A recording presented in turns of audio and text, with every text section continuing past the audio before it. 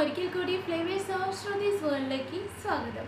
ഇന്ന് നമ്മൾ തയ്യാറാക്കാൻ പോകുന്നത് വീണ്ടും ഞാനൊരു വെയിറ്റ് ലോസ് ഡ്രിങ്ക് ആയിട്ടാണ് വന്നിട്ടുള്ളത്. ഒരുപാട് വെയിറ്റ് ലോസ് ഡ്രിങ്ക് ഞാൻ ഇതിലൂടെ നിങ്ങൾക്ക് പരിചയപ്പെടുത്തി തന്നിട്ടുണ്ട്. അപ്പോൾ കാണാത്തവരുണ്ടെങ്കിൽ അതൊക്കെ കാണാം കേട്ടോ. ഞാൻ വെയിറ്റ് ലോസ് റെസിപ്പീസ് എന്ന് പറഞ്ഞിട്ട് പ്ലേലിസ്റ്റൊക്കെ ഉണ്ടാക്കിയിട്ടുണ്ട്, അതിൽ പോയാൽ കാണാം.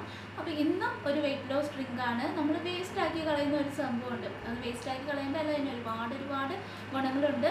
അപ്പോൾ അത് വെച്ചിട്ടുള്ളൊരു ഡ്രിങ്കാണ്, ഒരു ടീ ആണ്. ഓറഞ്ച് പീൽ കൊണ്ടുള്ള ഒരു ഹെർബൽ വെയിറ്റ് ലോസ് ടീ, അതാണ് നമ്മളിന്ന് തയ്യാറാക്കാൻ പോകുന്നത്. അപ്പോൾ നമുക്ക് സമയം കളയാണ്ട് നമ്മുടെ ഓറഞ്ച് പീൽ കൊണ്ടുള്ള ടീ എങ്ങനെയാണ് ഉണ്ടാക്കുന്നതെന്ന് കാണാം. അതിനു മുമ്പ് നമ്മുടെ ചാനൽ ഇതുവരെ സബ്സ്ക്രൈബ് ചെയ്യാതെ കാണുന്ന കൂട്ടുകാരുണ്ടെങ്കിൽ ഒന്ന് സബ്സ്ക്രൈബ് ചെയ്ത് സപ്പോർട്ട് ചെയ്യാം കേട്ടോ.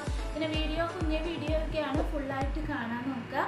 കണ്ടിട്ട് ഇഷ്ടപ്പെടുകയാണെങ്കിൽ ലൈക്ക് ചെയ്യുക. പിന്നെ വെയിറ്റ് ലോസിന് വേണ്ടി ശ്രമിക്കുന്ന നിങ്ങളുടെ പരിചയത്തിൽ ആരെങ്കിലും ഉണ്ടെങ്കിൽ അവർക്കൊക്കെ ഷെയർ ചെയ്ത് കൊടുക്കുക. പിന്നെന്താ, നിങ്ങളുടെ വിലപ്പെട്ട അഭിപ്രായങ്ങൾ ട്രൈ ചെയ്ത് നോക്കിയിട്ട് നമുക്ക് കിട്ടിയ റിസൾട്ടൊക്കെ കമൻറ്റ് ബോക്സിലൂടെ വന്ന് അറിയിക്കാം. ഓക്കെ, ഇനി നമുക്ക് സമയം കളയാതെ നമ്മുടെ ഓറഞ്ച് പീൽ കൊണ്ടുള്ള ടീ എങ്ങനെയാണ് ഉണ്ടാക്കുന്നതെന്ന് കണ്ടിട്ട് വരാം. അപ്പോൾ ഈ ചായ ഉണ്ടാക്കാനായിട്ട് നമുക്ക് ആവശ്യമായിട്ടുള്ളത് ഓറഞ്ചിൻ്റെ തൊലിയാണ്. അപ്പോൾ ഓറഞ്ചിൻ്റെ തൊലി എടുക്കുമ്പോൾ ശ്രദ്ധിക്കേണ്ട കാര്യം എന്താണെന്ന് വെച്ചാൽ ഇതുപോലെ എടുക്കരുത്. കണ്ടോ, ഈ വൈറ്റ് പോർഷൻ ഉണ്ടാവാൻ പാടില്ല. അപ്പോൾ നമുക്ക് 1.5 ഓറഞ്ചിൻ്റെ തൊലിയാണ് ആവശ്യം. അപ്പോൾ ഇതുപോലെ നൈസായിട്ട് ആ ഓറഞ്ച് കളർ മാത്രമായിട്ട് ഇതുപോലെ നമ്മൾ കട്ട് ചെയ്തെടുക്കുക. ഗ്രേറ്റ് ചെയ്താലും മതി കേട്ടോ. അപ്പോൾ വൈറ്റ് പോർഷൻ ഉണ്ടാവരുത്. അപ്പോൾ നമ്മുടെ ചായ കനപ്പ് രസവും വൈറ്റ് പോർഷൻ ഉണ്ടായി കഴിഞ്ഞാൽ.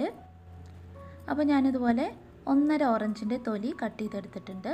അടുത്തായിട്ട് നമ്മളിതിലേക്ക് 1 കപ്പ് വെള്ളം ആഡ് ചെയ്ത് കൊടുക്കാം. പിന്നെ ഒരു നുള്ളു മഞ്ഞൾപ്പൊടി, ഒരു 3-4 കുരുമുളക് ഫ്രഷ് ആയിട്ട് പൊടിച്ചെടുത്തത് ആഡ് ചെയ്ത് കൊടുക്കാം. അവസാനമായിട്ട് ഓറഞ്ച് ഇതുപോലെ വട്ടത്തിൽ നമുക്ക് സ്ലൈസ് ചെയ്തിട്ട് 2 സ്ലൈസ് ഓറഞ്ചും കൂടി ഇതിലേക്ക് ഇട്ട് കൊടുത്ത് തിളപ്പിക്കാനായിട്ട് വയ്ക്കാം.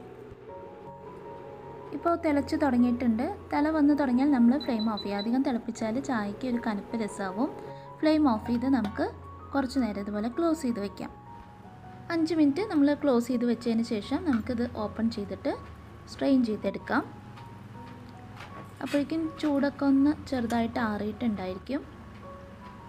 നമുക്ക് അരിച്ചെടുത്തതിന് ശേഷം വേറൊരു ഇൻഗ്രീഡിയൻറ്റും കൂടി ഇതിലേക്ക് ആഡ് ചെയ്യേണ്ടതുണ്ട്.